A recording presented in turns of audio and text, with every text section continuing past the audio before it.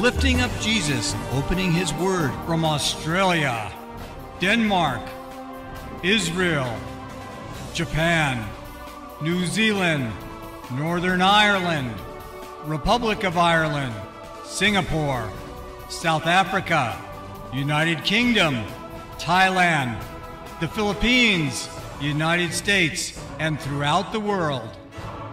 You're watching Moriel TV. This is Tim from Moriel TV and Moriel Radio, here with Jacob Prasch, live in Israel. Jacob, one of the believers had the question. He had wondered how you're in Israel right now. What is the mood in Israel? Do you see more Jewish people turning toward Christ, away from Christ? What is the current religious state of Israel? Okay, Israel is largely a divided country between the secular Jews and the religious. The ultra-Orthodox having a much higher birth rate and a much disproportional influence in government due to proportional representation in the Knesset, the Israeli parliament. It's politically complicated. But it's divided between the religious and the secular. The secular in Israel are generally known as Hilonim, Hellenized Jews, or Masoratim. They're not avowed atheists, most of them. Just religion is part of their culture. They'll go to the synagogue at certain times, mainly the high holy days, Yom Kippur and Rosh Hashanah, but that'll be about it. That is the way Israel is. It's very much a secular state of Jews, apart from the religious. Yet something is curious. Many secular Israelis, many, who are in no sense religious, or at least in hardly any sense religious, other than traditional. They'll go to synagogue at the high holy days, the way nominal Christians will go to church for Christmas or Easter. They have a sense, many of them, that there is some kind of spiritual or prophetic meaning to the nation Israel and its rebirth. You will see this not only among Israelis, but diasporic Jews. People come to the Wailing Wall and begin crying, who've never believed in God before, but they go there and pray, and they begin weeping, and they don't know why. This is not uncommon. This is not, it happens every day virtually. And these are people with no particular religious orientation, just that they're Jews, and many of them Israelis. Another factor is the army. People having lost comrades and relatives in the war and lost them to terror. The Lord is near to those who mourn. Where you have this happening, you're going to find people more conscious of their own immortality in any country, in any culture, Israel being no exception. Third factor is this. The Western world, and Israel is a Western country, although it has an Eastern culture in certain aspects, it's a Western country. Israel has to be understood somewhat like Korea, Singapore, and Japan. Although it is an Oriental country, it has a Western system of government and economy. And a lot of people speak English, like in Singapore. Something like that. There is a spiritual hunger. Western society is no longer really secular. It is post-Judeo-Christian, but it is New Age. It's looking for some spiritual meaning, and it's looking largely in New Age. It's looking for a spiritual consciousness. Now, you do have a popular version of Kabbalah, thanks to Hollywood, that's not real Kabbalah, and the real ultra-Orthodox practitioners of it would laugh at the Madonna version. Yeah, I didn't know that. How is it a lucky number? 13 is the age when, that's why boys get bar mitzvahed at the age of 13, by the way. It's the age when the soul gets completely, like, sort of solidified in your bodies. When you come into your own. Is this one of those Kabbalah things? Uh-huh. Yeah, it is. So you've been doing some spiritual searching? Yeah. Kind of. Mm-hmm. Did you have a party, like a Kabbalah party in New York? I saw that there was like an invitation of some sort, didn't you? In New York? No. I had a cocktail party. A Kabbalah cocktail party? Kabbalah. Kabbalah, sorry. Yeah. Well, Kabbalah if you're Israeli, I guess. Now, how did you become involved in this? A girlfriend of mine was going all the time and to these classes. They're classes. It's the Kabbalah Learning Center. And basically the Kabbalah is the mystical interpretation of the New Testament. And she kept telling me about this really charismatic rabbi named Eitan who told these great stories, and she kept going on and on about it, and you know, and I said, listen, Susan, I'm not even Jewish. Why are you telling me these things? You know, and she's like, you don't have to be Jewish. Just come and take a, study, and if you like it, well, you like it. If you don't, leave. So I did. And this is taking some Kabbalah classes. Really? It's really great. It's really great. And what have you gotten out of it? I've gotten out of it. Listen, I couldn't get into it on a, in a 2-second sort of glib interview, but I mean, the thing about the Kabbalah is that there's similarities in the Kabbalah. The Kabbalah has similarities with, say, Buddhism. The whole idea of cause and effect, and for every action there's a reaction, and that you absolutely are the master of your destiny, and that that you have to take responsibility for the chaos in your life. You can't go around saying, oh, this happened to me, and this happened to me, and I'm a victim, and this happened to me. It's like you pull in what you put out, basically. And if you want to have goodness in your life, then you have to give it. But New Age is very big in Israel. Eastern religion, meditation, the same should have in any Western country, yoga and so forth. But something else happens. Because of the recognized hypocrisy of most religious Jews, particularly the ultra-Orthodox, who are exempt from the army when other Israelis have to serve, when they can sit in a yeshiva all day and get paid for it with subsidies from the Israeli taxpayers, while normal Israeli young people have to go to the army. And these religious cowards, is what they are, hide on back of Jews who are braver than themselves. Their sons, the yeshiva bookers, go to a yeshiva. Or when there's a war, they got on the next airplane to Brooklyn. The real Israelis stay and fight. This disgusts Israelis. They find it disgusting. Something else. Of the 60 to 70 nations in the world that can be broadly called democratic, there is only one where Jews do not have freedom of religion. That is Israel. For any kind of legally recognized rite of passage, any kind of civilly licensed function such as a marriage or signing a burial certificate or anything like that, or conversion or anything, only the Orthodox are recognized. Now, almost all Orthodox Jews opposed Zionism. They opposed the reestablishment of the Jewish state. They were against Ben-Gurion. They were against Theodor Herzl. Most didn't care about it, a few exceptions, and many actively opposed it, believing there can be no Jewish state till the Messiah comes, and some ultra-Orthodox sects still hold to that. God had to use secular Jews to reestablish Israel, not the religious ones, but now that it's a state despite the opposition and non-participation of religious Jews, they want to control it. This bothers secular Israelis. You didn't found this state. You didn't build this country. Kibbutzniks did. Moshavniks did. Jewish socialists did, but you didn't. You religious people did not support it. Most of you opposed it. Now you want to control it. This bothers them.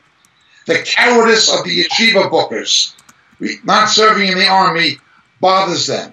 That religious girls don't have to serve in the military, but secular Israeli girls do. Yet at the same time, the religious say that all Jews should become religious. Well, then who's going to serve in the army? There is a small religious branch of the army called Hesder Yeshiva, but not that large. And the ultra-Orthodox don't serve at all. This is a problem.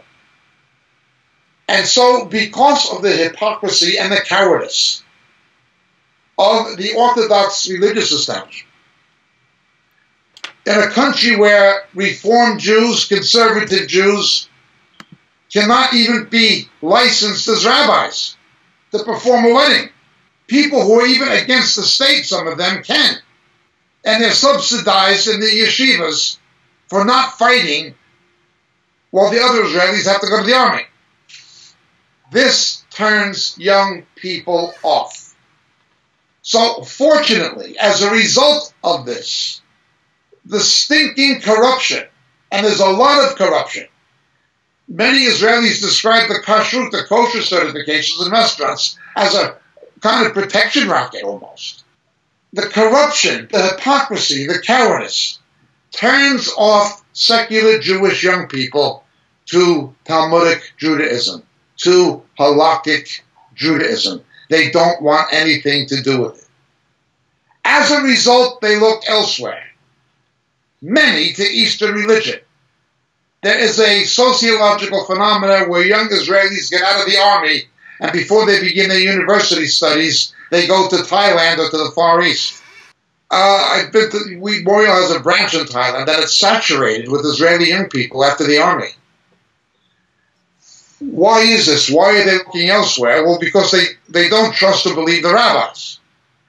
This has created an opportunity for believers, for the local body of Yeshua, of Messiah, to reach out with the gospel to disoriented Israeli young people and show them, look, these rabbis who you disdain, these Orthodox who you look down upon as parasites and cowards, they're not the true Judaism. The true Judaism is fulfilled in Yeshua the Messiah.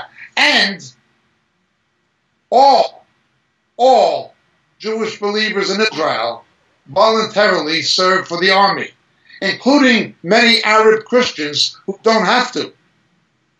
But not only that, a disproportionately very high percentage of the Israeli believers who go to the army are what we call mitnadim karavi. They volunteer for combat brigades. They want to be fighters. They don't want to be in logistics or things or administrative positions in the army. They want to be in tanks, in artillery, in infantry, and paratroopers and things of this nature. They are fighters. This is a good witness and a good testimony to the Israeli people. They meet other guys in the army who are believers. Not a lot, but a growing number, and they do have an impact. So that is one area of growth in Israel among the secular young people, a number of them Sephardic, a number Ashkenazi. The second is the immigrants from the former Soviet Union who have come out of a spiritual vacuum. I've been to Russia, and I've seen the Jewish community in Russia. And those people who were under the communists in the Iron Curtain in the days of the old Soviet Union, they know almost nothing or absolutely nothing of religion or Judaism. They're not blinded by the traditional obstructions to evangelism that other Jews are due to the rabbis. Thirdly, Israel is a fairly well-educated society. When you educate young people, you teach them to think, and they think rationally. A lot of them go into technical fields like engineering and the sciences. And they're willing to consider, on a purely intellectual level, the claims of Jesus and the New Testament once Jesus is presented as a Jewish figure, a Jewish rabbi, a Jewish prophet, a Jewish Messiah. So there have been inroads in the universities among young people. Then, on top of that, with the Russian immigrants particularly, you have the Falashas, the black African Jews who came from Ethiopia. A number of them arrived as believers. There had been evangelistic efforts from Great Britain working among the Falashas for decades. The Falashas have been very, very open, and some of them already believed, or at least were acceptable to the messiahship of Jesus before their arrival in Israel. There have also been an immigration of believers from the diaspora who were saved abroad, particularly the United States. They contribute to the milieu. Some of them for better, some of them bring the nonsense of the New Apostolic Reformation and deception with them, and hyper-Messianic extremism, which is not here to the degree it is in the diaspora. Nonetheless, yes, there is an open door in Israeli society. There is much more openness to the gospel than there once was, and there are far many more Jewish believers. When I first arrived in Israel in the 1970s, there were about 200 known Jewish believers in Israel, and everybody knew everybody. There were about a dozen, or not more than 24 Messianic fellowships of any description in the 1970s. Less than 24. Only about a dozen viable ones, at most. 200 believers. Thereabout. Nobody can tell you now. There are fellowships meeting in homes that speak only Russian. Nobody can even tell you how many congregations there are, or fellowships there are, let alone how many believers. But it is obviously well into the thousands. Well into the thousands. From a few hundred, 200 in the 1970s, to several thousand today. And again, you have estimates of 6, 8. Nobody really knows. Now this can become complicated because of what some people call secret believers. Many of these people are saved out of Orthodox families. I've even met some from Mea Shearim and the most ultra-Orthodox shtetls, Hasidic neighborhoods imaginable. The problem is, Jesus said, if you don't confess me before men, I will not confess you before my Father who is in heaven. You don't know if these people are truly saved because a number of them are Ebionites, or seem to be Neo-Ebionites. They can believe that Jesus is the Messiah, but don't want anybody to know it, except believers who they'll meet with secretly or tell secretly. But they won't tell the community, the family, because of the ramifications. They'll say he's the Messiah, but they may not believe in his deity. They may not believe that he's God who became a man. So it's not easy to say how many, but the numbers have grown astronomically and are continuing to grow. I just went to a congregation in a place called Netanya. There used to be only one congregation in Netanya. Now there's a second one, and it's not small, and it's growing. Moriel is partnered with another congregation in Central Galilee. I used to, I say this humbly, teach the scripture to the pastor when he was a young believer in my apartment in a little Bible study we had on Mount Carmel. And now he's the pastor of a significant congregation that's large, so large they've had to relocate to a new facility. We're trying to help them financially with the new building because they've outgrown the old one. And this even in the face of a certain amount of opposition. It's unbelievable to me when I go to these congregations I visited recently in Netanya and in Carmel. I don't want to say anything further in the public domain about the identity of the people or the congregations. But the size of them is not small. A congregation used to be 15, 20, 25 people, 30 maybe. Now,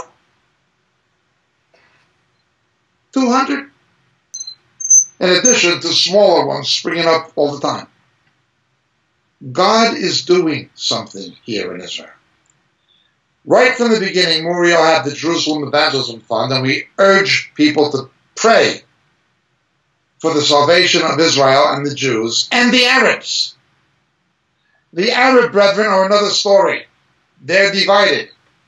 We have those who are supportive of Israel because they recognize the persecution of Arab believers at the hands of Islam and are pro-Zionist, appreciative of the religious freedom they have as Arab Christians that they would not get in the Muslim world.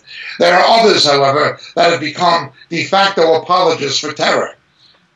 There's a disgusting organization called Muslim Halal, and these people are anti-Zionist, but they behave like apologists for Islamic terror, turning their back on the persecution of Arab believers among their own people in order to placate radical Islamists and the Palestinian Authority at the expense of the persecuted Arab Christians that will vent their hatred for Israel. They are aligned with such false teachers as what I call pseudo-theologian Gary Burge from the United States, Wheaton College, Colin Chapman in Great Britain, and other such religious people. A fluid situation, but God is plainly working. Now we have to understand something. Peter tells us that we can hasten the return of Jesus. Remember, one of the reasons that Jesus did not know when he was here, of the day of his return, he may, we assume, know in eternity, but he did not know when he was here, is because the date relative to us was not fixed. In Luke 4, it says he returns when the crop permits. As we read in the Song of Solomon, do not awaken my beloved until she pleases. Something we've dealt with in our books, and which we are looking at again from a different aspect in the book that's presently being written, No Balm in Gilead. Peter says we can hasten his coming. But Jesus tells us directly that we will not finish evangelizing Israel. We will not go to all of the villages and towns in Israel before he comes. By evangelizing Israel, Jew and Arab, by evangelizing Israel, we can make Jesus come back faster. Peter says we can hasten his coming. Jesus says we will not finish evangelizing Israel before he comes. And he was speaking about the reborn state of Israel, as per Luke 21:24, Matthew 23, etc. And so here we are, Moriel Israel, part of the local body of Yeshua in Israel, affiliated and supportive of various local congregations that we are on back of and working with to bring the good news back home again. And it is coming home again. Jews are being saved in large numbers in the United States and to a degree in a number of other countries. This is true. This is God's hand. They are coming to faith in the diaspora. But now they are also coming to faith in Aretz Israel. The Lord is indeed doing it. And he shall continue to do it. My wife comes from a family of Holocaust survivors, and there's not many left. There are some. They tend to be elderly, and they're a mixed bag. There have been Jewish believers who survived the Holocaust, and they got saved. The incredible testimony of Rose Wormer among them. The best way to bless the Jews is with the gospel. The worst way to curse the Jews is to withhold the gospel. A social gospel never saved anybody. Now, this is a wide problem. It's not just among Jewish evangelism or in the world of Jewish evangelism that it's become an issue. There are many organizations, from Bernardo's in England to most of the Salvation Army now. World Vision being a tragic case. Organizations that began evangelistically preaching the gospel of salvation and second birth, preaching repentance and faith in Jesus Christ, that no longer do that. They're simply social welfare organizations but call themselves Christian. Christian Aid, World Vision, Bernardo's. They may have begun Christian. They did begin Christian. They were founded by Christians, but they are no longer scripturally Christian. Well, Israel's no different. You have Christian Zionist organizations that are good, that do help needy Jews, that help needy Jewish believers, that have a testimony in the land of Israel, working with the local believers in Israel to help the needy. And they are supportive of Israel against media bias in the diaspora and so forth. And they do a good job, and I have no argument with them. In fact, some of them I can only commend. Prayer for Israel has been generally a good ministry. They're based in Britain. Christian Friends of Israel, CFI, is another one. There are good Christian Zionist organizations. Unfortunately, there are bad ones. Paul makes it clear in the New Testament that the ambassadors of Christ are those who preach him. Someone that does not preach Christ does not have the right to call themselves his ambassadors. Yet you have an organization that calls itself the International Christian Embassy, with a history of scandal on back of it. Its founding members have left on bad terms. The Watsons from Canada and many others will have nothing to do with it. It began right, but just became a political, social organization that befriends rabbinic Judaism and distances itself from Jewish believers. Bridges for Peace is another one, a simple social welfare organization. No Christ, no peace. There's nothing wrong with helping needy immigrants or Holocaust survivors, but don't withhold the gospel. Here, Jew, we love you. We're going to support Zionism. We're going to give you some furniture and a Hanukkah present. Now go to hell without Yeshua, your Messiah. That's not the love of the Lord. We have these people who come here and they say, you want this and this and this to happen so the Lord will come back and you can go to heaven. That's why you want the temple rebuilt. You either love Israel or you don't. Now, while these things may be true prophetically, they are true. That's not the love of the Lord for Israel. The love of the Lord for Israel is a burden for their salvation. If any organization does not evangelize Jews, that is dual covenant theology or has a non-evangelistic policy, these people bringing in boats actually signed agreements with these boats bringing in immigrants from the former Soviet not to evangelize. There were people with buses bringing in Jews agreeing not to evangelize. Can you imagine Paul or Peter saying, just bring the Jews back to Israel for the Great Tribulation, but don't give them the gospel? These people are at best misguided, but there's been a lot of con artistry in some of these organizations. We know from people who left them on bad terms and disclosed the corruption and so forth. The leader of one of them was a pedophile, and this got in the newspapers. I do not say that expatriate ministries or expatriate organizations have to go out in a high-profile way and hand out tracts and evangelize Jews aggressively. That is the work of the local congregations and the Jewish evangelistic ministries. That's not the work of expatriates. Expatriates are better to practice lifestyle evangelism, friendship evangelism. Let the unsaved Jews see your good works, build a relationship, and share within that context. I agree with that. We've had cases, a number of years ago this was, now more than 25 years ago, but I remember. Some guy came from, I think it was Ohio, and another from Finland.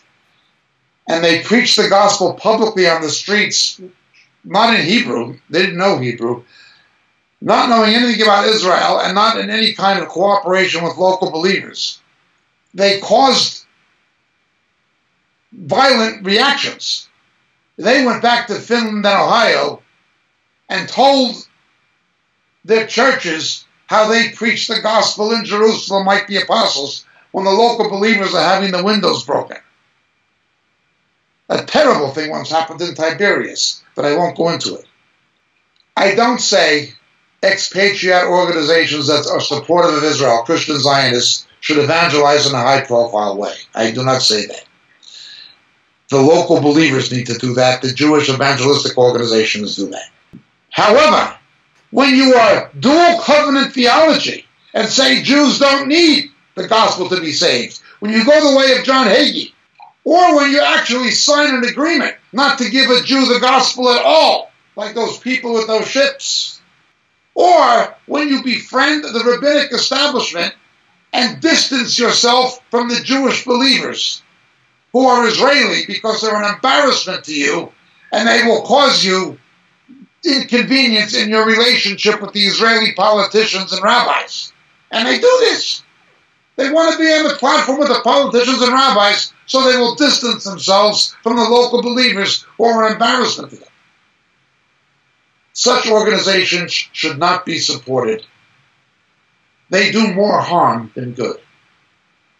There are both good Christian Zionist organizations and bad ones.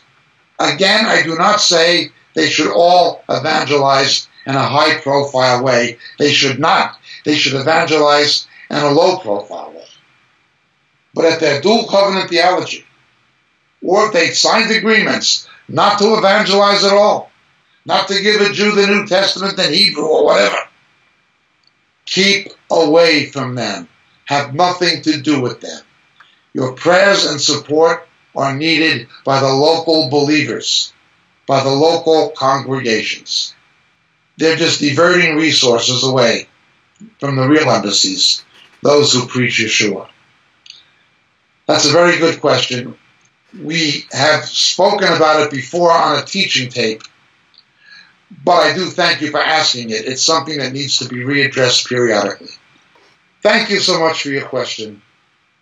Please pray for the peace of Jerusalem and for the salvation of Israel, both Jew and Arab. And pray for the local believers. And pray that the Lord meets their needs, spiritually, financially, and otherwise, and that He enables Moriel to continue to support the local congregations in their task of evangelism and discipleship. Now, we also are sponsoring, it's not a Moriel work, but we are the financial sponsors of a tremendous work, the only one of its kind, among Bedouin Arabs in the Negev. The evangelization of Bedouins and children's ministry among the Bedouins. I can't talk too much about this work for certain reasons, to do with security as well, but please pray for this work. God has a plan for Abraham's other children, the Arabs. He loves them too, and Jesus wants to save them too. And it is a blessing and a privilege for us to be sponsoring evangelistic outreach to these people who still ride camels and live in the desert. It's amazing. Nonetheless, that's the situation. Thank you so much once again for your question. My name is Jacob Prasch. God bless. Shalom, Shalom, Yerushalayim.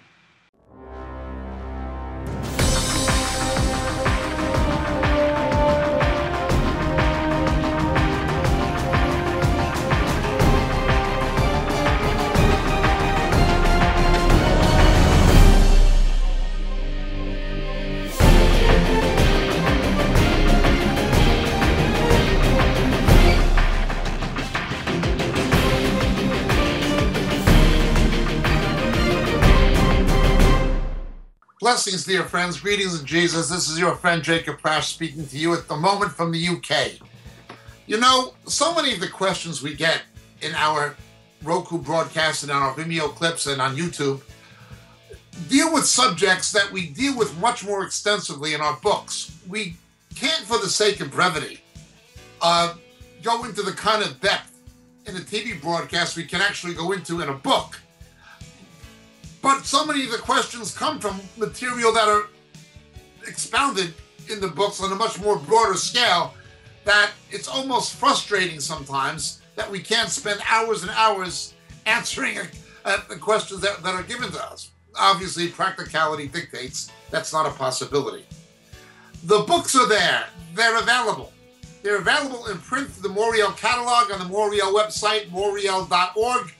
But in this day of Kindle and electronic books, they're also available through Amazon, and they're available through Kindle.